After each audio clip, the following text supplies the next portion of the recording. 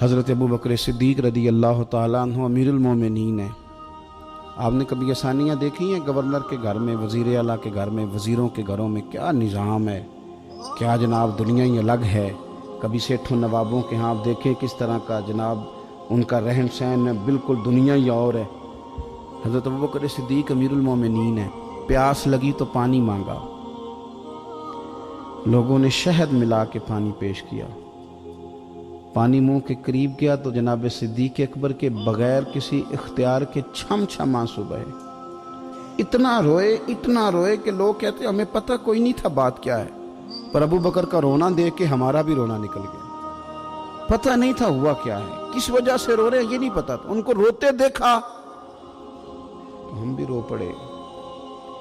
دیر تک وہ آہیں لیتے رہے، سسکیاں بھرتے رہے، آنسو بہاتے رہے، تڑپتے رہے، لوٹ ہوتے رہے۔ عجیب کیفیت ہم نے دیکھی۔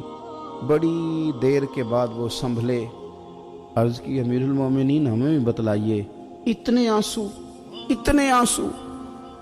جناب صدیق اکبر رضی اللہ تعالیٰ عنہ فرمانے لگے میں ایک دن حضور کی بارگاہ میں حاضر تھا تو نبی کریم علیہ السلام کسی چیز کو فرما رہے تھے، ہٹ جا مجھ سے، دور ہو جا مجھ سے، دور ہو جا مجھ سے، دور ہو جا۔ تو فرماتے ہیں میں نے بعد میں عرض کی حضور آپ کس چیز کو ہٹا رہے تھے؟ تو حضور فرمانے لگے میرے پاس دنیا آئی تھی، تو میں نے اسے کہا تو مجھ سے دور ہو جا، میرے قریب نہ، دور ہو جا۔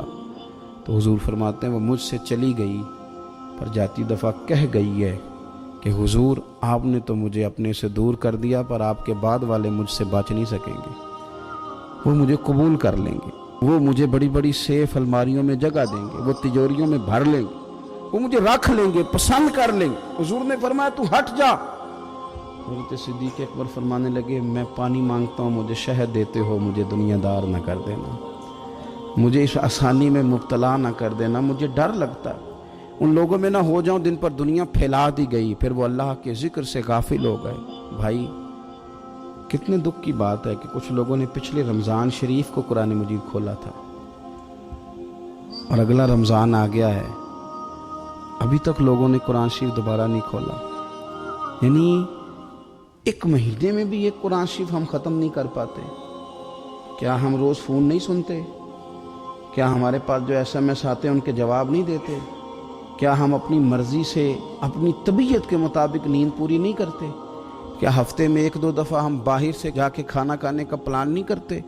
سارے کام ہم کر رہے ہیں، ٹائم نکل رہا ہے، دوستوں کے ساتھ ملاقاتیں ہو رہی ہیں، خوش گپیاں جاری، تو کیا وجہ ہے قرآن پاک ہمارا مہینے میں 1 دفعہ ختم کیوں نہیں ہوتا؟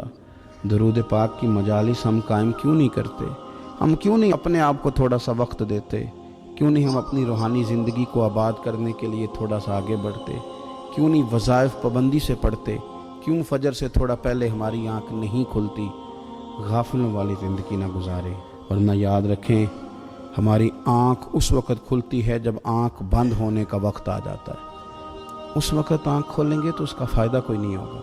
اب وقت ہے، اب وقت ہے اپنے آپ کو ذہنی طور پر تیار